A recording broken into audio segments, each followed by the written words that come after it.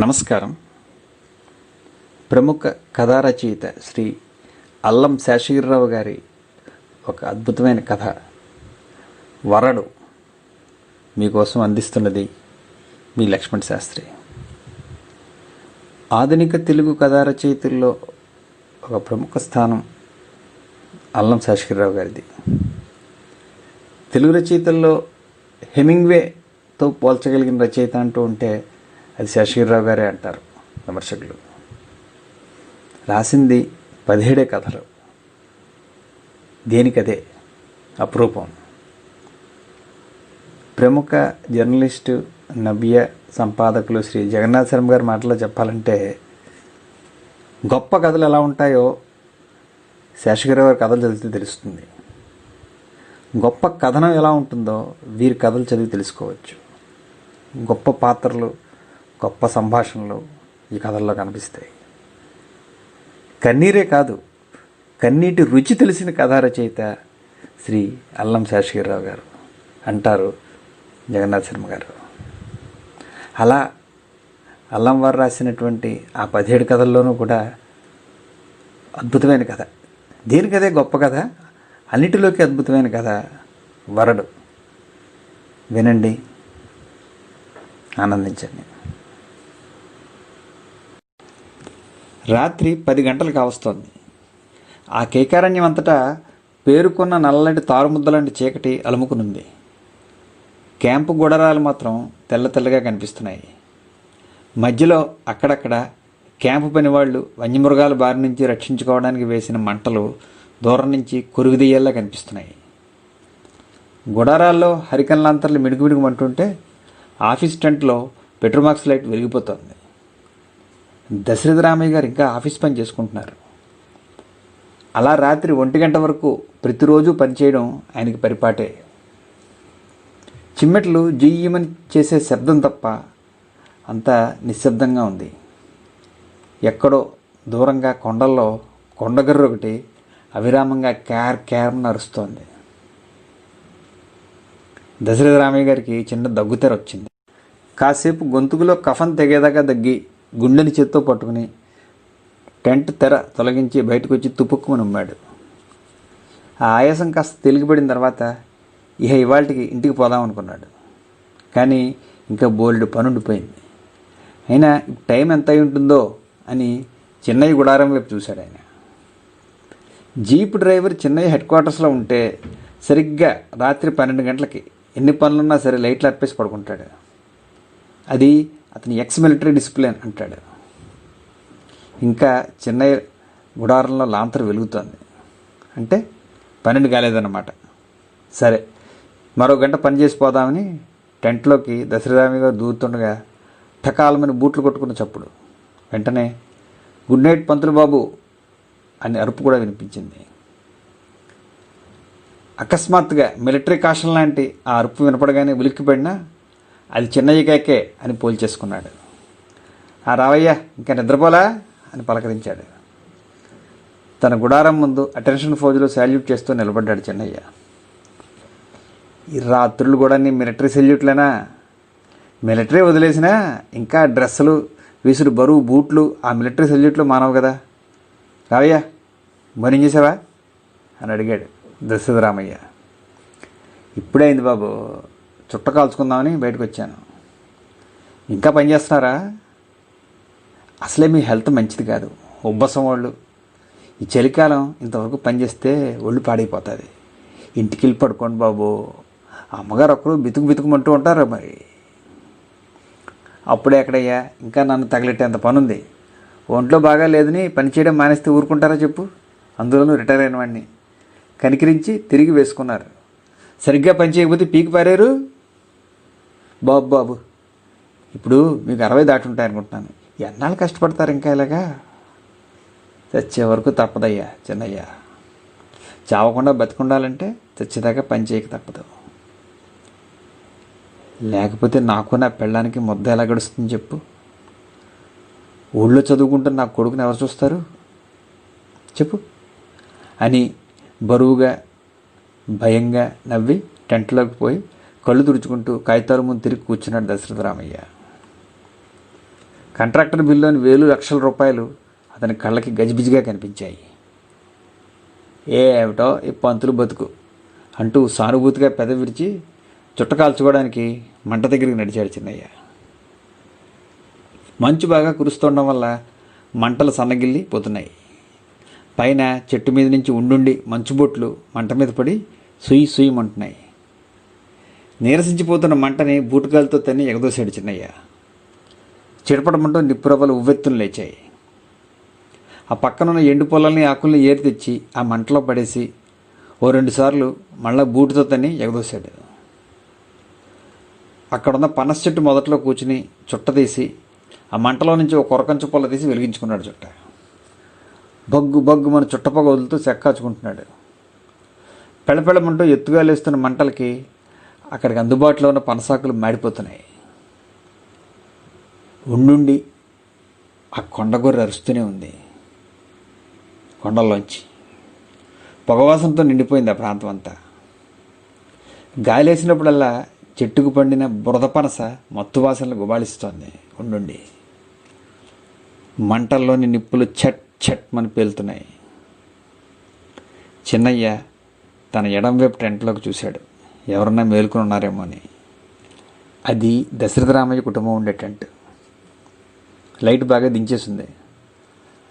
అయితే పంతులమ్మ గారు పడుకొని ఉంటారు, పర్వాలేదు ఇక అని చుట్ట పారేసి మెల్లగా జేబులోంచి సీసా తీశాడు.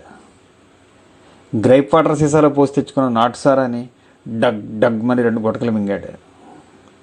అసహ్యంగా బ్రేవుమని తేంచుకుంటూ సీసా వైపు చూశాడు. మీసాలు కంటుకున్న సారా బుట్టని కాసేపు అనుమానంగా నాలుకతో చప్పరించాడు. పరీక్షగా 2-3 సార్లు బుడ్డిలోకి సరుకుని వాసన చూసి మిగతా సీసాని మరి 2 గుక్కల్లో గబగబా ఖాళీ చేసి కాండ్రించి ఎదురుగా ఉన్న మంటల్లోకి తుపుక్కుమని ఉమ్మాడు. తప్పగా ఉంది అని విసుక్కుంటూ సీసా అడుగును మిగిలిన 5-6 చుక్కల్ని నిప్పుల మీదకి జాడించాడు. అవి సుయ్యి సుయ్యమని వెలిగి ఆరిపోయాయి. దొంగనాయాలుగాడు నీళ్ళు కలిపేశాడు. ఈ సివిల్ నా కొడుకులు ఇంతే, కల్తీ లేకుండా ఏ సరుకు అమ్మరుగా. మిలిటరీ వాళ్ళకి ఆర్డర్ ఇచ్చేస్తానా ఇలాంటి వాళ్ళందరినీ ఫైర్ చేసి పారేస్తారు. అబ్బే కొంచెం కూడా ఫోర్స్ ఎక్కలేదు దొంగనాయాలు అంటూ ఖాళీ సీసాని వెనకాల తుప్పల్లోకి విసిరేసి ఆ కాళ్ళు 2 మంటల వైపు చాచి డిసప్పాయింటెడ్గా పనస చెట్టు మొదట్లో జారిగిలు పడిపోయి ఇంకో చుట్ట వెలిగించుకున్నాడు చిన్నయ్య. చెమట పట్టిన తన మొహం మంట వెలుగులో ఎర్రగా కందగడ్డలా కనిపిస్తోంది. అసలు చిన్నయ్య అసలు పేరు ఆ క్యాంపులో చాలా తక్కువ మందికి తెలుసు. అంతా మిలిటరీ మ్యాన్ అని పిలుస్తారు. అది విని మురిసిపోతాడు చిన్నయ్య. 2వ ప్రపంచ యుద్ధంలో పనిచేసి పింఛను పుచ్చుకున్నాడు. తర్వాత అస్సాం నూనె గనుల్లో కొన్నాళ్ళు పనిచేశాడు. ప్రస్తుతం టెంపరీ జీప్ డ్రైవర్గా క్యాంప్ నెంబర్ 4 అసిస్టెంట్ ఇంజనీర్ దగ్గర పనిచేస్తున్నాడు.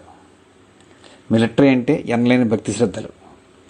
మనిషి అంటే మిలిటరీ వాడే మనిషి అంటాడు. మిగతా వాళ్ళందరినీ సివిల్ వాళ్ళు అని చులకనగా చూస్తాడు. మిలిటరీ వాళ్ళు తమ దేశం కోసం ఫైట్ చేస్తే ఈ సివిల్ వాళ్ళు పొట్ట కోసం దేవురిస్తారు ఛ అంటాడు. మిలిటరీ వాళ్ళు నిస్వార్థంగా పనిచేసే నీతి నిజాయితీ గల సీదా ఆర్మీలని, ఈ సివిల్ వాళ్ళు మాత్రం బద్మాష్ ఆర్మీలని తనదైన ఏదో తీసేసి చెప్తాడు. తుఫాను పట్టినా సరే ఆ వయసులో కూడా తెల్లవారుజాము 4 గంటలకే లేచిపోయి కసరత్తులు చేస్తాడు. 6వ గంటకల్లా స్నానం చేయడం, బూట్లు పాలిష్ చేసుకోవడం, మీసాలకు రంగెత్తించుకోవడం పూర్తి చేసుకుని నాస్తా చేసి ఓ మగ్గు టీ తాగి 6:30 కొట్టేసరికల్లా టెన్షన్గా ఇంజనీర్ గారి దగ్గర హాజరైపోతాడు. ఆ వెళ్లే ముందు ఆ టెంట్లో జార్జ్ చక్రవర్తి, సుభాష్ బోస్ పటాలకి టకాలమన్న బూట్లు కొట్టి అటెన్షన్ ఫోజ్లో సెల్యూట్ చేయిందే అస్సలు బయలుదేరాడు. ఆ మంట కాంతిలో దగ్గరలో ఉన్న తుప్పలు, పనస చెట్టు సగభాగం, 10-12 గజాల లోపల ఉన్న చెట్లు మొదళ్ళు మాత్రమే కనిపిస్తున్నాయి. ఈ పనస చెట్టు నీడ పడుతూ ఉండడం వల్ల దానికి కాస్త వెనకాల ఎడం వైపుగా ఉన్న పంతులు గారి టెంట్ మసకమసగ్గా కనిపిస్తోంది. చుట్టూ చిక్కటి చీకటి అల్లుకునుంది. చిన్నయ్య మంటకు దగ్గరలో ఉండడం వల్ల ఆ వెలుతురికి అలవాడ్డ కళ్ళకి చుట్టూ ఉన్న చీకటి మరింత దట్టంగా కనిపిస్తోంది. చిన్నయ్యకి ఏమీ తోచక మంటల్లోకి, చుట్టూ ఆవరించి ఉన్న కటిక చీకట్లోకి దూరంగా కొండల మీద కాలుతున్న అడవుల్లోకి చూస్తూ చుట్ట మీద చుట్ట లాగించేస్తున్నాడు. ఉండుండి ఆఫీస్ టెంట్లోంచి దశరథరామయ్య గారి దగ్గులు వినిపిస్తున్నాయి. ఏం చిన్నయ్య, భోజనం అయిపోయిందేంటి? క్యాంపు నుంచి ఎప్పుడొచ్చా అని పంతులు గారి భార్య పక్కటెంట గుమ్మల్లో నుంచి పలకరించింది. దండాలమ్మా, అరగంట అయిందండి. వచ్చి జీప్ షెడ్లో పెట్టి భోజనం చేసి ఇదిగో ఇప్పుడిప్పుడే చుట్ట కాల్చుకుందామని ఇక్కడికి వచ్చాను. పొద్దున్న నుంచి తిరిగి తిరిగి నడుము లాగేస్తుంటే ఈ చెట్టుకు కొంచెం చేరబడ్డాను. ఏం నంచుకున్నావయ్యా అన్నంలోకి? నీకోసం పెరుగు పచ్చడి దాచానుగా అని కసురుకున్నట్టుగా అడిగింది ఆవిడ. అచ్చా, ఎందుకమ్మా మీకు ఆ బాధ? మీ ముసలి కడుపులు గడుపుకోవడమే ఈ రోజుల్లో కనాకష్టంగా ఉంటే మళ్ళీ మాకు ఈ దానాలు ధర్మాలునా? చిన్నయ్య మాటల మధ్యలోనే తుంచింది ఆవిడ. చాలే దానాలా, నీకు ఇవ్వడం దానం ఏమిటయ్యా అంది. అంతకంటే ఎక్కువగా మాటల్లో తన కృతజ్ఞత చెప్పుకోవడం ఆవిడకి చేతనైంది కాదు. కానీ ఆవిడ మనసు నిండా చిన్నయ్య అంటే గొప్ప గౌరవం, అభిమానం. ఆమెకే కాదు, ఆ క్యాంపులో అన్ని సంసారాలకి పెద్ద దిక్కు చిన్నయ్యే. అందరి కుటుంబాలు వారి వారి టెంట్లకే పరిమితమైతే ఈ క్యాంపు మొత్తం చిన్నయ్య కుటుంబమే. అది మిలిటరీ స్పిరిట్ అంటాడు. క్యాంపులు ఉన్నప్పుడు పొద్దుటనగా బండి తీసినవాడు ఏ అపరాత్రికో ఇల్లు చేరుకుంటాడు. ఎటు వెళ్ళక్కర్లేకపోయిన రోజుల్లో కూడా ఊరుకోడు. ఆ టెంట్లన్నీ తుడిపించడం, మలేరియా మందు జల్లించడం, ఆ చిన్నపిల్లలు ఉంటారు వాళ్ళని చెరువుకు తీసుకెళ్ళి స్విమ్మింగు డైవింగు చేయించి తీసుకురావడం, ఇలాంటి పనులన్నీ నెత్తిన వేసుకుంటాడు. పట్టణం ప్రయాణం పడినప్పుడు ప్రతి టెంట్ దగ్గరికి పని కట్టుకుని వెళ్ళి ఆ ఇళ్లలో అవసరమైన సామాన్లు కనుక్కొని ఓ పెద్ద లిస్టు రాసుకుని పట్టణం నుంచి పట్టుకొచ్చిస్తాడు. అందుకే పిల్లల దగ్గర నుంచి పెద్దవాళ్ళ వరకు అతనంటే అమితమైన గౌరవం. అందుకే అతను జీపు డ్రైవర్ చిన్నయ్య కాడు, మిలిటరీ చిన్నయ్య.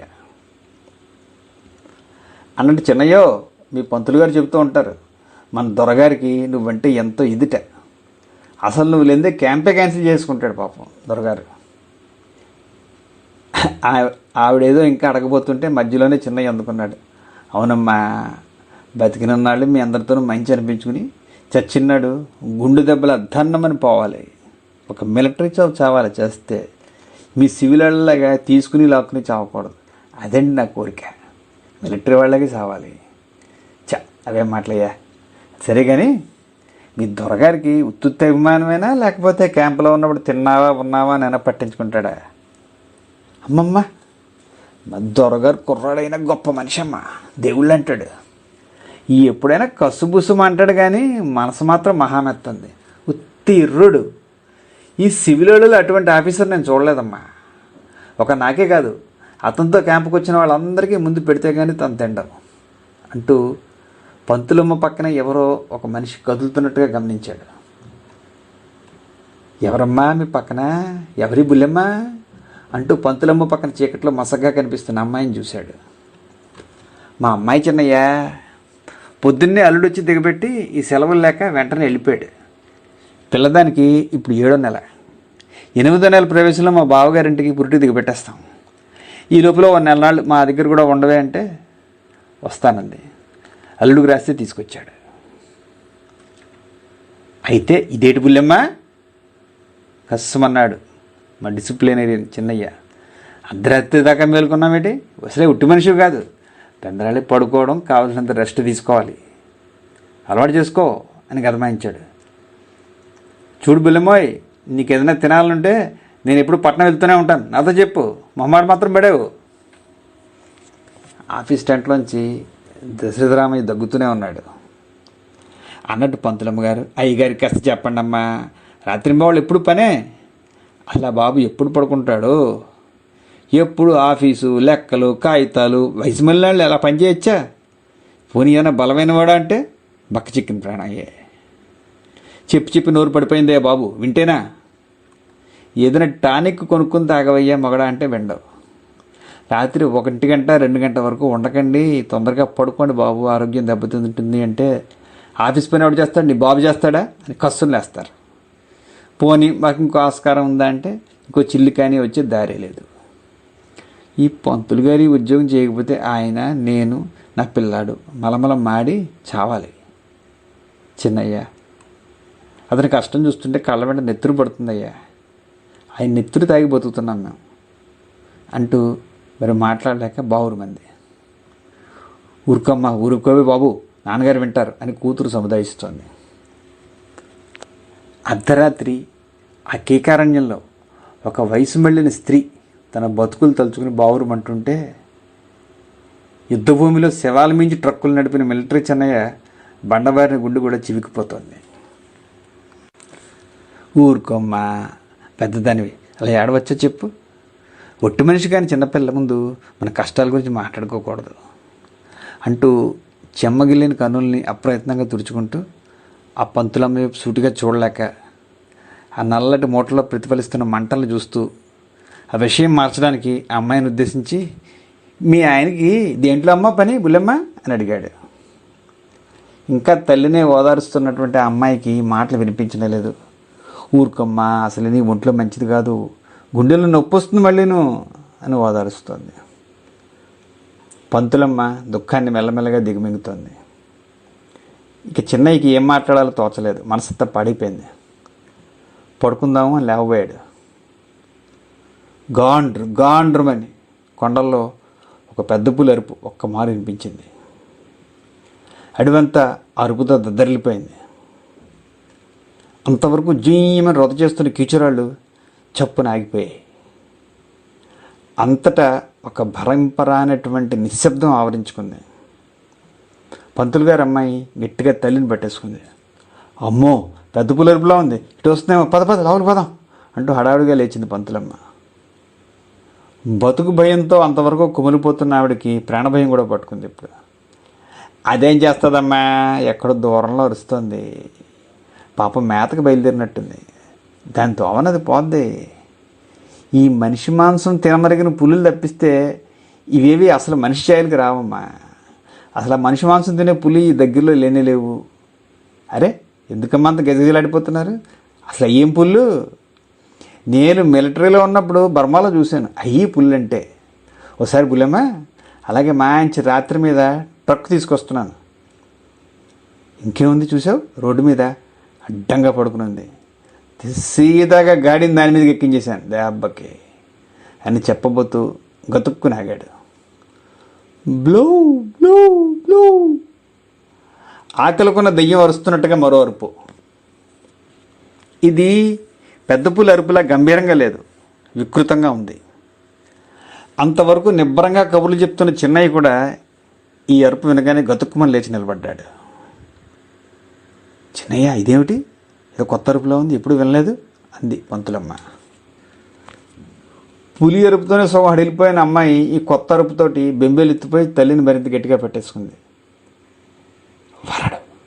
వరడు అంటారు దీన్ని. వరడమ్మా, ఇదో జంతువు. అంటే బాగా ముదిరిపోయిన ముసలినక్కడుక్కులో ఉంటుంది. ఇది మా ఇద్దరి జంతువులే, లుచ్చా జంతువు అమ్మ ఇది. చూశారు అరుపు ఎంత భయంకరంగా ఉందో చూడండి. దీన్ని అడవిలో జంతువులన్నీ దెయ్యాన్ని చూసినట్టు చూస్తాయి. ఇది ఎప్పుడు ఆ పులి వెనకాతలు తిరుగుతూ ఉంటుంది. బాగా ముసిలిదైపోవడం వల్ల దీని అంతటా ఇది వేటాడి ఏమీ తినలేదు. అందుచేత పులిని అంటిపెట్టుకుని ఎప్పుడు తిరుగుతూ ఉంటుంది. పులి తిని విడిచిపెట్టేసిన మాంసం దుమ్ములు తిని బతుకుతుంది, స్వతంత్రంగా బతకలేదు. పగలంతా ఇతర జంతువుల ఉనికిని కనిపెట్టి రాత్రి అవగానే పులిని చాటుగా వాటి మీదకి తీసుకెళ్ళి చంపించేస్తుందట. పులి చంపేసి తినగా వదిలేసిన మాంసంతో తన ముసలి కడుపు నింపుకోవడానికి. గొప్ప దగులుబాజీ జంతువు అంటే నమ్మండి. బ్లూ బ్లూ వరడు అరుపు దూరం అవుతోంది. దాని వెనకే గాండ్రమని పులి అరుపులు. ఈ రాత్రి అడవిలో ఏదో ఘోరం జరిగిపోతుందమ్మా. విన్నారా వాటి అరుపులు? ఈ వరడుంది చూశారు, ఏదో జంతువు మీదకి పులిని ఉసుగులిపి తీసుకుపోతుంది. పాపం దేని ఆయుష్ ముడిందో దాన్ని చంపించేసి ఆ ఎంగులు కూడా ఇది కూడా తినడానికి. పొట్ట కోసం ఎంత నీచం పని. చిన్నయ్య మనసు కకావికలం అయిపోయింది. పడుకునే ముందు దీని వరకు విన్నాను శనిలాగా. మీరు వెళ్ళి పడుకోండి అమ్మా, చాలా రాత్రి అయిపోయింది అని బయలుదేరాడు తన టెంట్ వైపు. పంతులమ్మ అమ్మాయిని తీసుకుని లోపలికి వెళ్ళింది. టెంట్ పరదాలు గట్టిగా దగ్గరికి లాగి రాళ్ళు అడ్డం పెట్టింది. చిన్నయ్య టైం చూసి లైట్ ఆర్పేసి మంచం మీద పడుకున్నాడు. మరికొంతసేపటికి ఆఫీస్ నుంచి ఇంటికి వెళ్తున్న దశరథరామయ్య గారి కిర్రు చెప్పుల చప్పుడు మగత నిద్రలో స్పష్టంగా వినిపించింది. తెల్లవారుజాము 3 గంటలైంది. దట్టంగా పొగమంచు కమ్ముకుంటోంది. క్యాంపులో మంటలు చల్లబడిపోతున్నాయి. హఠాత్తుగా కలకలం బయలుదేరింది. అటు ఇటు గడబిడిగా పరిగెడుతున్నారు జనం. చుట్టుపక్కల ఆడాళ్ళు పంతులుగా టెంట్ వైపు పరిగెడుతున్నారు. లోపల నుంచి ఉండుండి మూలుగులు వినిపిస్తున్నాయి. అయ్యో తల్లి, ఇదేమిటి అమ్మా, ఇప్పుడే వచ్చేవిటి మైదారు నొప్పులు, నేను ఇప్పుడు చేసేది తెల్లోయ్ అని పంతులమ్మ శోకాలు పెడుతోంది. దశరథరామయ్య ఏమీ తోచక ఒక మతిపోయిన వాళ్ళగా టెంట బయట తిరుగుతూ ఆ వచ్చిన వాళ్ళతో ఏదేదో మాట్లాడుతున్నాడు. ఈ మధ్యలో పెళ్ళాన్ని, నువ్వు కాస్త నోరు మూసుకోవే, నీ ఏడుపు ఎక్కువైపోయింది మధ్యలో అని గదమాయిస్తున్నాడు. చిన్నయ్య నిద్ర లేచి బయటకు వచ్చాడు. దశరథరామయ్యతో మాట్లాడుతున్న సింగు గారి భార్య చిన్నయ్యని చూడగానే, ఏ మిలిటరీ ఆద్మీ ఇది రావనా అని పిలిచింది. చిన్నయ్య రాగానే అటంతా చుట్టుముట్టారు. పంతులు గారి అమ్మాయికి నెలలు నిండగానే పురిటినొప్పులు వచ్చేసాయని, 7వ నెల కాన్పు, అందులోనూ తొలిచూలు, చాలా కష్టమని వెంటనే పట్టణంలో హాస్పిటల్లో చేర్పిస్తే కానీ లాభం లేదని అక్కడున్న ఆడవాళ్ళు వాళ్ళకు వచ్చిన భాషల్లో వాళ్ళ భాషల్లో ఏకరవ పెట్టేశారు.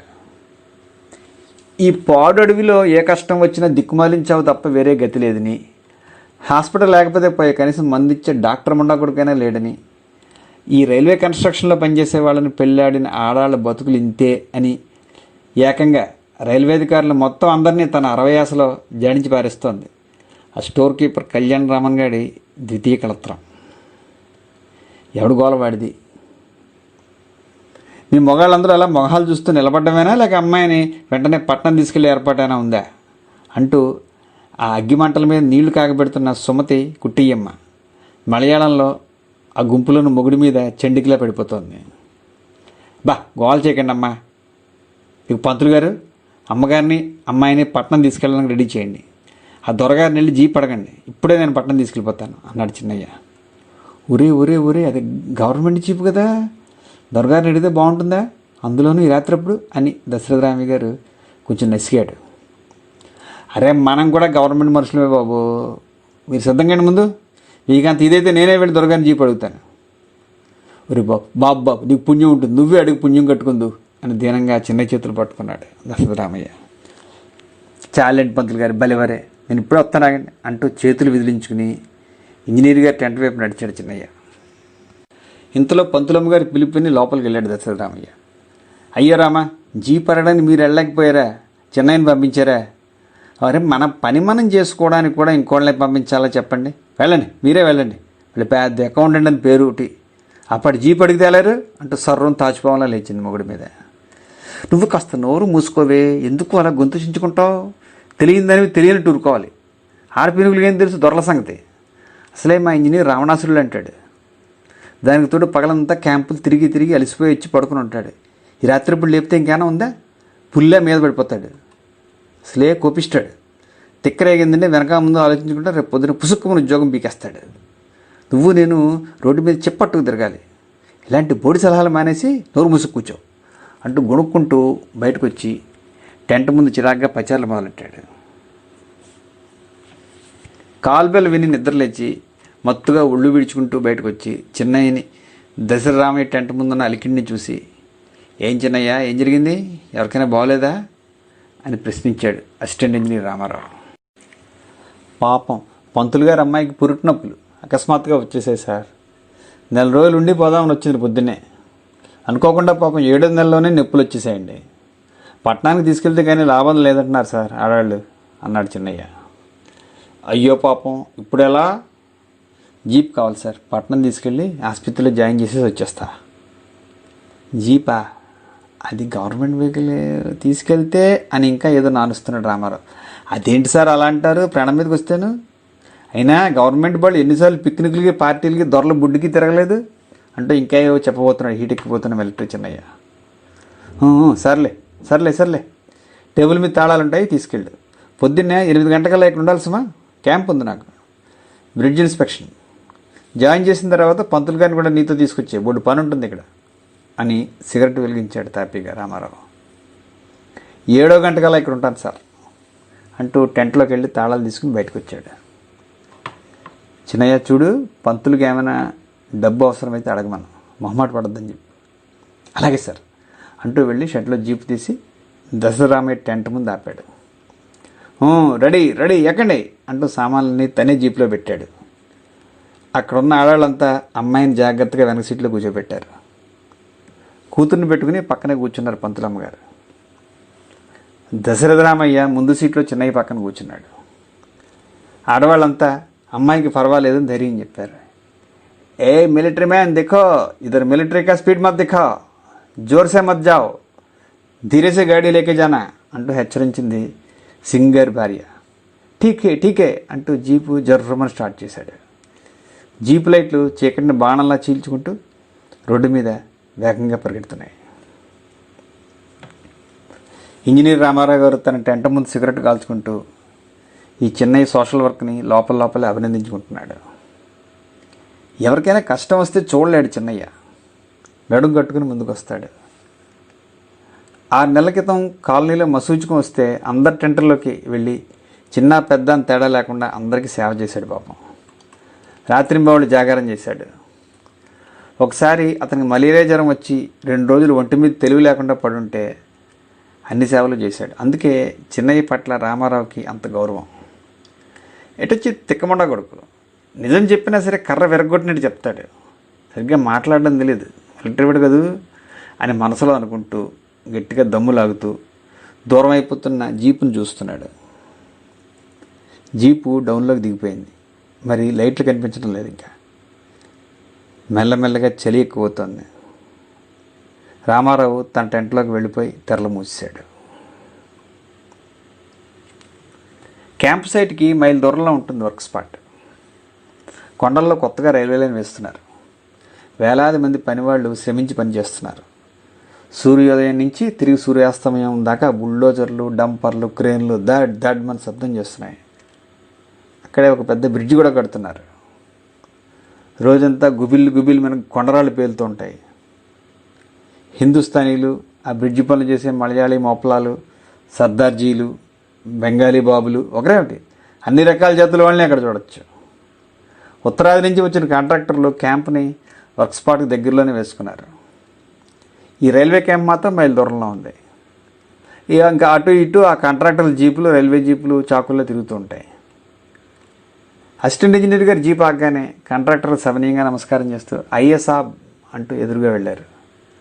ముందు సీట్లోంచి అసిస్టెంట్ ఇంజనీర్ రామారావు గారు, వెనక సీట్లోంచి అకౌంటెంట్ దశరథరామయ్య గారు దిగారు. దశరథరామయ్య చేతిలో 2 లావుపాటి ఫైల్స్ ఉన్నాయి. చిన్నయ్య, దశరథరామయ్య వాళ్ళు ఇచ్చిన కాఫీలు తాగారు. దశరథరామయ్య మాత్రం ఎందుకో బితుకుగా కనబడుతున్నాడు. ఇంజనీర్ గారు వెళ్ళిపోగానే పక్కనే ఉన్న కాంట్రాక్టర్ ఆఫీస్ టెంట్లోకి వెళ్ళి ఫైల్ విప్పి లెక్కలు మొదలెట్టాడు. పంతులు గారు, నాకు నిద్ర ఊపేస్తుందండి, నేను వెళ్ళి జీపులో పోయి పడుకుంటా అంటూ జీపుని ఎదురుగా ఉన్న మర్రి చెట్టు కిందకి లాగించేసి వెనక సీట్లో ముడుచుకుని పడుకున్నాడు చిన్నయ్య. రాత్రంతా నిద్రలేదేమో దశరథరామయ్య కూడా కునుకు ముంచుకొచ్చేస్తోంది. తమాయించుకుంటూ కాగితాల మీద లెక్కలు కడుతున్నాడు. ఆ దగ్గరలోనే పనిచేస్తున్న బుల్డోజర్ శబ్దం బుర్రం దొలిచేస్తోంది. ఇంజనీర్ గారు ఇన్స్పెక్షన్ నుంచి తిరిగి వచ్చేసరికి మధ్యాహ్నం 12 అయింది. ఎండ మండిపోతుంది. ఇవి ఎప్పుడు పట్టేసిందో నిద్ర. పాపం దశరథరామయ్య టేబుల్ మీద వాలిపోయి అలాగే నిద్రపోతున్నాడు. దశరథరామయ్య గారు, ఆ కాగితాలు అవి తీయండి, సంతకాలు పెట్టేస్తాను, వీళ్ళు భోజనానికి టైం అయిపోతుంది, త్వరగా పోవాలి అంటూ నిద్రపోతున్న దశరథరామయ్య ఎదురుగా ఉన్న కుర్చీలో కూర్చుని మొహం మీద మోచేతుల మీద కారుతున్న చెమట ఉస్సురుమని తుడుచుకున్నాడు రామారావు. దశరథరామయ్య నిద్రలోంచి ఉలిక్కి లేచి కళ్ళు నిలుపుకుంటూ ఆ కాగితాల ఫైలు ముందు పెట్టాడు. ఫైల్లో కొన్ని కాగితాలు తిరిగేసి ఆశ్చర్యంగా దశరథరామయ్య నిద్రమోహంలోకి చూస్తూ, పెద్ద బిల్లు ఏదయ్యా? అదే బ్రిడ్జ్ వర్క్ది. సార్ చేయలేదు సార్ అని మనిషి గొంతుకులో తడారిపోతూ దీనంగా చెప్పాడు పంతులు గారు. వాట్, చేయలేదా? Oh my God! రామారావు కోపంతో ఊగిపోతూ క్షణంసేపు మాట్లాడలేకపోయాడు. ఎర్ర ధూళి చెమట పట్టిన రామారావు మొహం కోపంతో మరింత ఎర్రబారింది. కళ్ళు చింతనిప్పుల్లా కనకలాడుతున్నాయి. నిన్ననగా చెప్పానే, ఎవడు చంకనాకుతున్నావయ్యా అని అరిచాడు.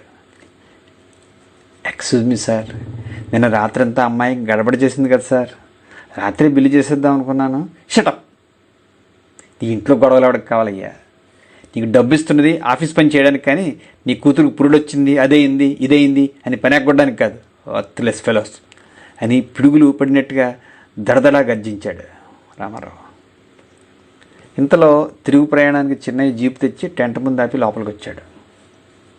ఎదురుగా దశరథ రామయ్య వెలవెలబోతూ గజగజలాడుతున్నాడు.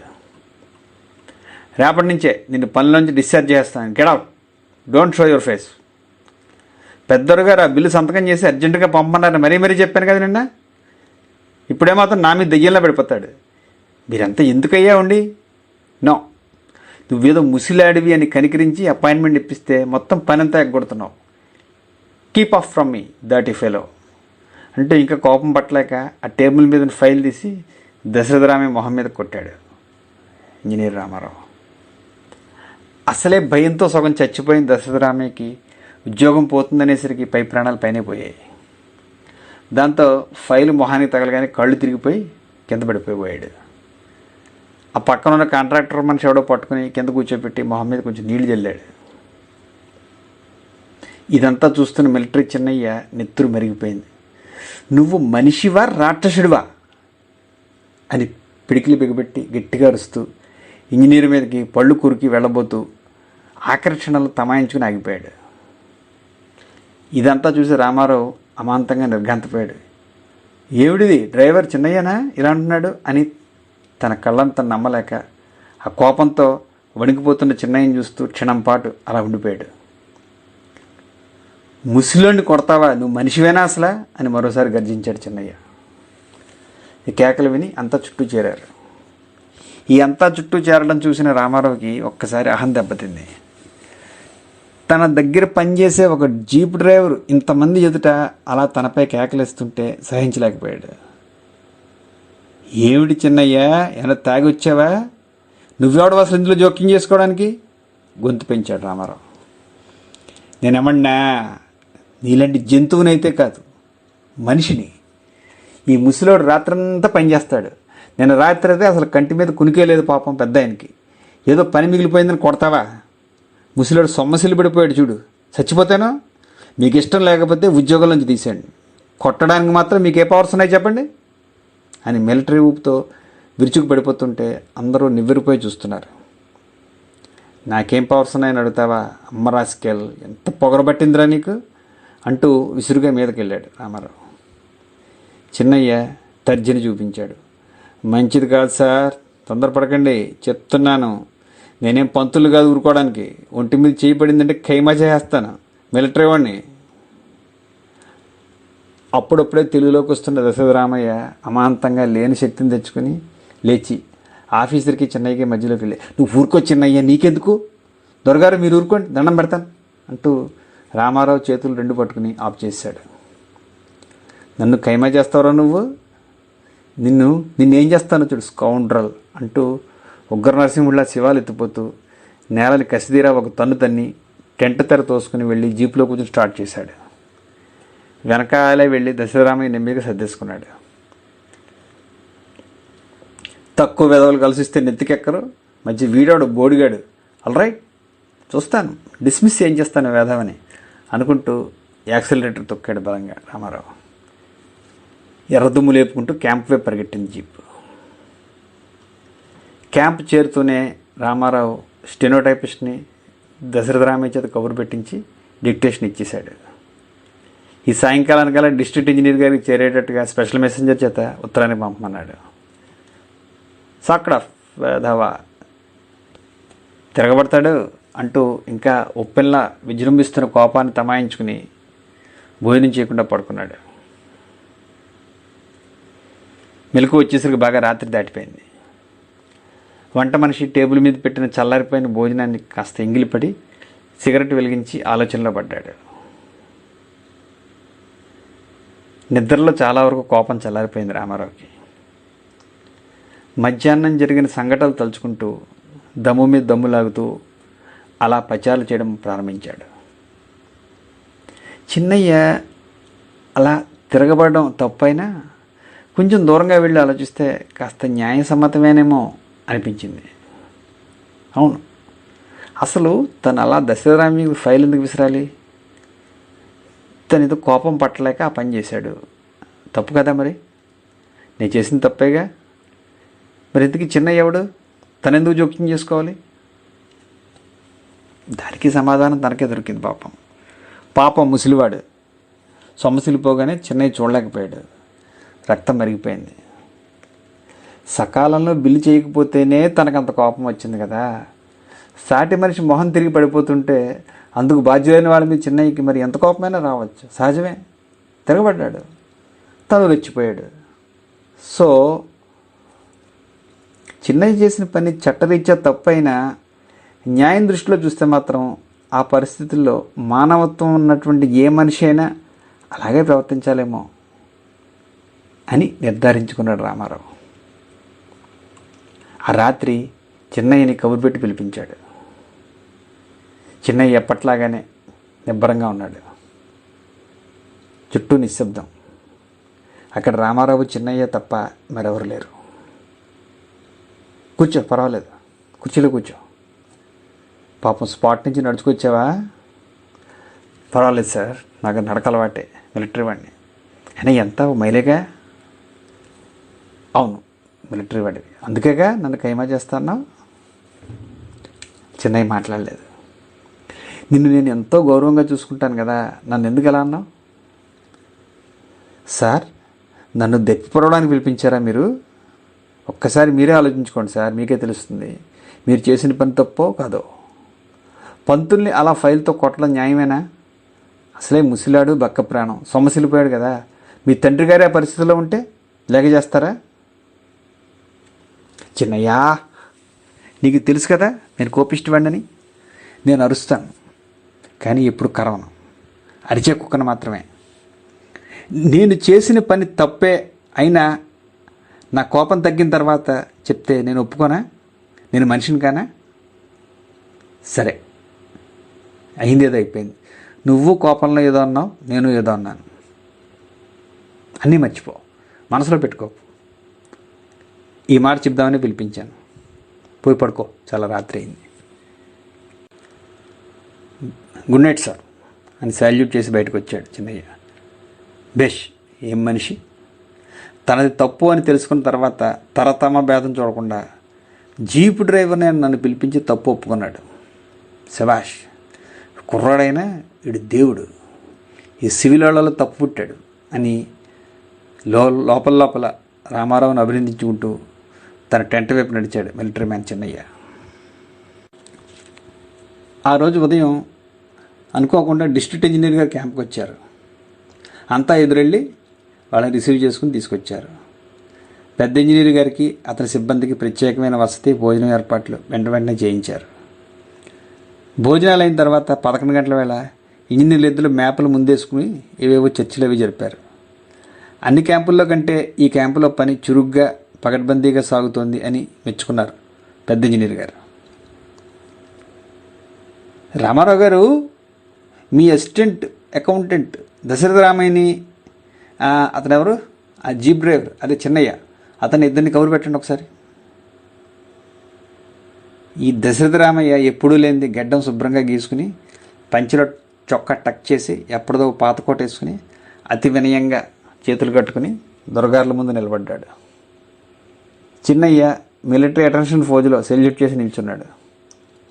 అతని వైపు 2-3 సార్లు ఎగాదిగా చూశారు పెద్ద దొరగారు. ఇతను మిలిటరీ అని ఇంకా ఏదో అడగబోతుండగా, అవును సార్, ఇతనే ఎక్స్ మిలిటరీ మ్యాన్ అని రామారావు చెప్పాడు. ఆ మాట వినట్టుగా ఎదురుగా ఉన్న దశరథరామయ్యను ఉద్దేశించి, చూడండి అకౌంటెంట్ గారు, మీ పనిని మెచ్చుకుని మీ కేసు అసిస్టెంట్ ఇంజనీర్ రికమెండ్ చేశారు. మీకు మరో సంవత్సరం ఎక్స్టెన్షన్ ఇస్తున్నాను. Prove yourself to be a worthy son to this country అంటూ లేచి దశరథరామయ్యకి షేక్ హ్యాండ్ చేశారు ఇంజనీర్ గారు. అంతా తమదై సార్, మా చిన్నదొరగారు నా పరిస్థితి చూసి రికమెండ్ చేస్తుంటారు, సంతోషం అండి అని ఉక్కిరిబిక్కిరి అయిపోతూ ఆనందంతో ఇంక మాట్లాడలేక కళ్ళంపట జలజల నీళ్లు గార్చాడు Dasharatharamaiah. No you deserve it say అని అన్నారు రామారావు టేబుల్ మీద పేపర్ వేడి తిప్పుతూ. మీరు చాలా మంచివారు సార్. ముసలాయనకి ఎంత తిండి పెట్టారు, రాత్రింబగళ్ళు పనిచేస్తాడు సార్ ఆయన అని మధ్యలో చిన్నయ్య చెబుతుంటే డిస్ట్రిక్ట్ ఇంజనీర్ గారికి మంటెక్కింది. చూడు, ఒకరితో మాట్లాడుతున్నప్పుడు అలా మధ్యలోకి రాకూడదు, అది డీసెన్సీకి వ్యతిరేకం. మళ్ళీ మిలిటరీ వాడిని అంటాడు అంటూ చిరాగ్గా చిన్నయ్య వైపు కస్సుమని లేచాడు. వెంటనే మళ్ళీ మాట మార్చేసి దశరథరామయ్యని ఉద్దేశించి, ఈ ఇంకా 4-5 కాంట్రాక్టులు బిల్లు ఉండిపోయి ఈ నెలాఖరు లోపల కంప్లీట్ చేసేయండి, ఇప్పటికే చాలా డిలే అయిపోయింది అన్నట్టు చెప్పడం మర్చిపోయాను. రామారావు గారు, మీ క్యాంప్కి ఓ జనరేటర్ కోసం మాట్లాడాను, చీఫ్ ఇంజనీర్ గారు ఒప్పుకున్నారు. ఇంకో నెల రోజుల్లో మీ క్యాంపు కరెంట్ వచ్చేస్తుంది. Thank you sir, thank you so much అన్నారు రామారావు. ఇదిగో, ఓ నీ పేరేంటన్నావు? చిన్నయ్య. చిన్నయ్య, ఇప్పుడు నువ్వు మాట్లాడదు కానీ అసలు ముఖ్యంగా నీ పని కోసమే వచ్చాను నేను. ఇంతకు ముందే రావాల్సింది, కలకత్తా వెళ్ళడం వల్ల రాలేకపోయాను. చెప్పు, నువ్వేం పని చేస్తుంటావు? సార్, నేను జీప్ డ్రైవర్ని సార్. వారం రోజుల క్రితం చిన్న దొరగారు బ్రిడ్జ్ ఇన్స్పెక్షన్కి వెళ్ళినప్పుడు అతను ఖైమా చేస్తాన్నావు నువ్వు? Yes sir. పక్కనున్న రామారావు చటుక్కుని నాలుగు ఖర్చుకొని కంగారు పడిపోతుంది. అది నో సార్, అది నేనే. ఈ wait please, let him speak. అతను మాట్లాడినివ్వండి. నువ్వు ఖైమా చేస్తావని అనడాన్ని ఒప్పుకుంటున్నావు కదా? Yes sir. అది తప్పేనా? ముమ్మాటికి కాదు సార్. చిన్న దొరగారు దశరథరామయ్య గారిని ఫైల్తో మొహం మీద కొట్టారు. అతను సొమ్మసిల్లి పడిపోయాడు. అలా చేయడం తప్పు కదా? తప్పు కాదో చిన్నదొరగారిని అడగండి. నేను మధ్యలో కలగజేసుకున్నానని నా మీదకి పిడికిలు బిగించి వచ్చారు. నా ఒంటి మీద చేయబడితే ఖైమా చేస్తానా? నేనే కాదు, నా పరిస్థితిలో ఏ మగాడున్నా అదే అంటాడు. అంటే దొరలందరూ గాజులు తొడిగించుకున్నారని కానీ ఉద్దేశం? అకౌంటెంట్ గారికి చిన్నదొర గారికి మధ్య జరిగిన ఘర్షణ నీకే విధంగా సంబంధం?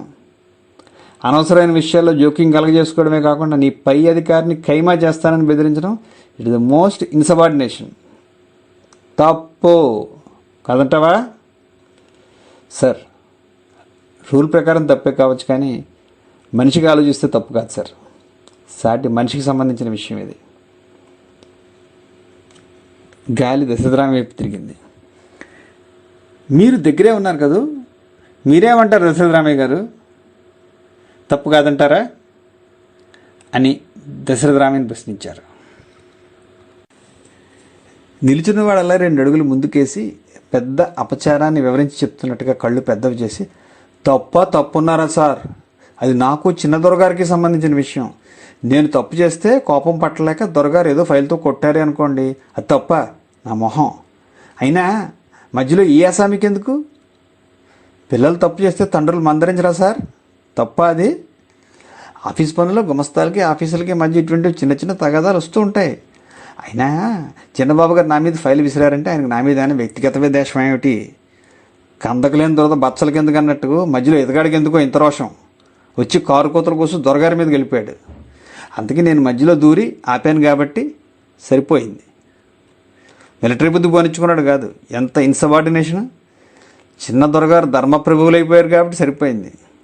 అదే మా కాలంలో లాంటి ఇంగ్లీష్ దొరలు అయ్యి ఉంటేనా ఇక్కడే గుండేసి కొట్టేసేవారు అంటూ రాసుకున్న పాఠం చదివినట్టుగా ఏకబిగిని చెప్పేశాడు దశరథరామయ్య. వింటున్న మిలిటరీ చిన్నయ్య నీరు గారిపోయాడు. కాళ్ళ కింద నేల కూలిపోతున్నట్టుగా అనిపించింది. అతను చెప్తున్నదంతా మతిపోయిన వాళ్ళ వింటూ నించున్నాడు. అయితే నేను చేసింది తప్పా పంతులు బాబు అని మాత్రం అనగలిగాడు. తప్పున్నారా, ఇంకా మెల్లగా మాట్లాడతావు అన్నాడు అప్రయత్నంగా మొహం పక్కకు తిప్పుకుని దశరథరామయ్య. ఇంతసేపు ఇదంతా వింటున్న రామారావు గారు రెస్ట్లెస్గా మధ్యలో అందుకుని, excuse me sir, is a nice man. వివరంగా ఆలోచిస్తే నాదే తప్పండి. తర్వాత గొడవలన్నీ సర్దుకున్నాయి. రిపోర్ట్ విషయమే నేను మర్చిపోయాను. I just want to withdraw my report. No mister Ramarao, you cannot. And I take this very most seriously. Chinnayya, ఈవేళ సాయంకాలం నుంచి నీ ఉద్యోగం మాకు అవసరం లేదు. ఈ క్షణమే నీ సెటిల్మెంట్ మొత్తం తీసుకోవచ్చు. You can go now. Dasaratharamaiah గారు, మీరు వెళ్ళి పని చేసుకోండి. పెద్ద దొరగారు త్వరగా తేల్చేశారు మొత్తం విషయాన్ని. ఎస్ సార్ అని బూట్లు టకాయించి సెల్యూట్ చేసి బయటికి వెళ్ళిపోయాడు చిన్నయ్య. వాళ్ళిద్దరూ వెళ్ళాక రామారావు పెద్ద దొరగారిని చాలా బతిమాలాడు. తన సర్వీసులో ఎప్పుడూ ఎవరిని బతిమాలినంతగా చిన్నయ్య కోసం బతిమాలాడు పాపం. కానీ పెద్ద దొరగారు వినలేదు. సి ఇన్సబార్డినేషన్ ఇవాళ మీకు రేపు నాకు అవుతుంది మిస్టర్ రావు. నువ్వు ఇంకా కుర్రాడివి. ఇలాంటి ఆర్గ్యుమెంటేటివ్ స్టాఫ్ని ఎక్కడికక్కడ నొక్కైపోతే నెగ్గలేం మనం. టేక్ ఇట్ ఈజీ అంటూ అప్పటికే స్టెనో సిద్ధం చేసిన చిన్నయ్య డిస్మిసల్ ఆర్డర్ మీద పరపరా సంతకాలు పెట్టేసి జీపెక్కి వెళ్ళిపోయాడు ఆయన. సూర్యుడు పడమట కొండల్లోకి దిగిపోయాడు. చిన్నయ్య తన డవాళాన్ని కిట్ బ్యాగ్లో వేసి కట్టేసి వీపుకు తగిలించుకున్నాడు. హరికేన్ లాంతర్ని వాటర్ బాటిల్ని కూడా వీపుకు వేలాడేసుకున్నాడు. చూడ్డానికి ఉద్యోగం పోయిన వాళ్ళ లేడు. యుద్ధంలో క్యాంప్ మారుతున్న మిలిటరీ సోల్జర్లా ఉన్నాడు.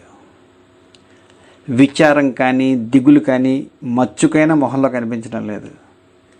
జీపు తాళాలు ఇచ్చేస్తూ ఇంజనీర్ గారికి ఆఖరిసారిగా శాల్యూట్ చేశారు. రామారావు చిన్నయ్య మొహంలోకి చూడలేక తలదించుకున్నాడు. ఎందుకు బాబు బాధపడతావు? నువ్వు కుర్రాడవే కానీ దేవుడు బాబు. నువ్వు ఒకసారి అన్నావు జ్ఞాపకం ఉందా, అరిచే కుక్కని అని. చస్, నువ్వు కుక్క ఎందుకు అవుతావు బాబు? పుల్లంటుడివి, రాజాజాతి. నీ గుండె విశాలమైన మైదానం లాంటిది. నిన్ను అంటిపెట్టి బతుకుతున్న మేము కుక్కలమైన అక్కలమేను. నువ్వు సివిల్ వాళ్ళలో తప్పు పుట్టావు బాబు. నువ్వు పులివి. శభాష్, నేను వస్తాను బాబు అంటూ అక్కడి నుంచి వచ్చేసాడు. చిన్నయ్య వెళ్ళిపోతున్నాడని తెలిసి క్యాంపులో జనం అంతా గుమిగూడిపోయారు. అందరితో నవ్వుతూ షేక్ హ్యాండ్ ఇస్తున్నాడు. కొందరు కంటతడి పెట్టడం గమనించి, ఏమి సివిలోళ్ళయ్యా, నేనైనా చచ్చిపోయానే అవునానా, ఎందుకు అలా అయిపోతారు, అరే వా అంటూ అందరు వీపులు తెరుస్తున్నాడు. మంచోడిని ఉద్యోగం నుంచి తీసేశారు, ఈ ఆఫీసర్లు పెద్ద రోగం రాను అని ఆఫీసర్ని రామారావుకి రాని అరవం భాషలో తిడుతూ ఆ చిన్నయ్యకి ఆప్యాయంగా గ్లాస్తో మజ్జిగిచ్చింది కళ్యాణ్ రామన్ గారి ద్వితీయ కళత్రం. ఇంతలో కారం అటుకులు పొట్లం కట్టి పట్టుకొచ్చిన సింగు గారి భార్య ఆ పొట్టం అతని సంచిలో పెట్టి, హే మిలిటరీ మ్యాన్, అంసబ్లోకి చూడగా కాజాతే ఓ భాయ్ అంటూ ఒక్కసారిగా చిన్నపిల్లల బావురు మంది. ఇంతలో ఎదురుగా గమ్మం దగ్గర పంతులమ్మ అమ్మాయి నించున్నారు. చిన్నయ్య, చీకటి పడిపోయింది, ఇప్పుడు ఎక్కడికి వెళ్తావయ్యా? ఈ రాత్రికి మా ఇంట్లోనే భోజనం చేసి పడుకో, పొద్దున్న వెళ్ళొచ్చు అంది పంతులమ్మ చిన్నయ్యకి ఎదురుగా వెళ్ళి. వద్దమ్మా, మరి ఇక్కడ ఎందుకు, ఇంకా పోతాను అని లోపలికి వెళ్ళి మంచం మీద పడుకున్న పసిగుడ్డు కేసి తొంగి చూసి, ఒరే బుల్లుడా, పెద్దడవైతే ఈ సివిలోళ్ళలో చేరకరోయ్, నాలా మిలిటరీ వాడివిగా. హే బుల్లమ్మ, ఈయన మిలిటరీలో చేర్పించా అంటూ పిల్లాన్ని చూసి చిన్న విజిలేశాడు. నిన్ను ఉద్యోగంలో తీయించేసిన తప్పకుండా నీ ఉసురు తగులుతుంది చిన్నయ్య అంటూ దుఃఖాన్ని దిగమింగుంటోంది పంతులమ్మ గారు. చిన్నయ్యని చూడలేక మంచం మీద నిద్రపోతున్న బిడ్డను చూస్తూ జలజల కన్నీరు కారుస్తోంది పంతులు గారు అమ్మాయి. దశరథరామయ్య జాడెక్కడా లేదు, ఎక్కడో నక్కలా జారుకున్నాడు. చిన్నయ్య క్యాంపు విడిచి రోడ్డు ఎక్కిపోయాడు. వెనక్కి తిరిగి చూడకుండా నడుస్తున్నాడు. వీపు మీద హరికెన్ లాంతరు వాటర్ బాటిల్ ఒకదాన్నోటి కొట్టుకుంటూ టకటకలాడడం అలా కన్నాకన్నీగా వినిపిస్తోంది. వెన్నెల పొడిచి పిండారు పోసినట్టుంది. టెంట్ ముందు నించున్న అసిస్టెంట్ ఇంజనీర్ రామారావు గారికి రోడ్డు మీద నడుస్తున్న చిన్నయ్య వెన్నెట్లో స్పష్టంగా కనిపించాడు. ఇంతలో హఠాత్తుగా గాండ్రమని పులి గర్జించింది. అమ్మో పులి! చిన్నయ్య అంటూ టెంట్లోంచి పంతులమ్మ పరిగెత్తుకొచ్చి చూసింది. అసలు నిమ్మళంగా అసలు పులి అరుపు వినపడినట్టే చిన్నయ్య నడుచుకుని పోతున్నాడు. అతని ధైర్యానికి నిర్ఘాంతపోయి చూస్తుండగా ఇంతలో మరో వికృతమైన అరుపు వినిపించింది. Blue blue blue! వరడు అరుస్తోంది. నడుస్తున్న చిన్నయ్య అమాంతంగా ఉలిక్కిపడి ఆగిపోయాడు. అలా ఒక్క క్షణం సేపు నిలబడిపోయి ఒక్క ఉదుటిన గబగబా నడక వేగం పెంచి ముందుకు పరిగెట్టసాగాడు. పంతులమ్మగారు చిన్నయ్యనే చూస్తూ ఉండిపోయాడు. పులికి జడవని చిన్నయ్య వరడుకు జడిసిపోయాడు. వరడుకి లొంగిపోయాడు. డౌన్ దిగిపోయిన తర్వాత మరి చిన్నయ్య కనిపించలేదు. పడుకున్నాడే కానీ రామారావుకి నిద్ర పట్టలేదు. అర్ధరాత్రి గడిచాక దశరథరామయ్య నెమ్మదిగా ఇల్లు చేరుకున్నాడు. ఆ రాత్రి తెల్లవార్లు ఆ బ్లౌ బ్లౌ అని ఆ వరడు అడవిలో అరుస్తూనే ఉంది. అలాగే కథ అయిపోయింది. ఉంటాను మరి. సెలవు. నమస్తే.